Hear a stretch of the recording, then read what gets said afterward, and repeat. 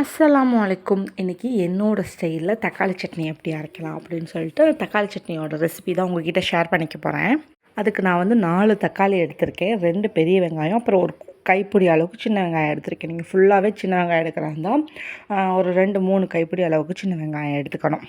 Cut பண்ணி ஒரு பக்கமாக வச்சுட்டு ஃபஸ்ட்டு 1 டேபிள் ஸ்பூன் எண்ணெய் ஊற்றி 2 டேபிள் ஸ்பூன் கடுகு போட்டு நல்லா அதை ரோஸ்ட் பண்ணணும். அது நல்லா அது கலர் சேஞ்ச் ஆகணும். ரொம்ப டார்க் ப்ரௌன் ஆகாமல் ஓரளவுக்கு கலர் சேஞ்ச் ஆகணும்.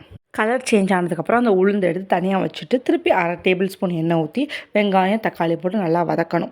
வெங்காயத்தை ஃபஸ்ட்டு போட்டு வதக்கணும். வெங்காயத்தோட கலர் சேஞ்ச் ஆனதுக்கப்புறம் தக்காளி போட்டு வதக்கணும். அதோட 1 டேபிள் ஸ்பூன் உப்பு, 2 காஞ்ச மிளகா நான் ஆட் பண்ணியிருக்கேன். காஞ்ச மிளகா கம்மியாக தான் ஆட் பண்ணியிருக்கேன், ஏன்னா என்னோடய பையனுக்கு கொடுக்கணுன்றதுனால நான் கம்மியாக காஞ்ச மிளகா ஆட் பண்ணியிருக்கேன்.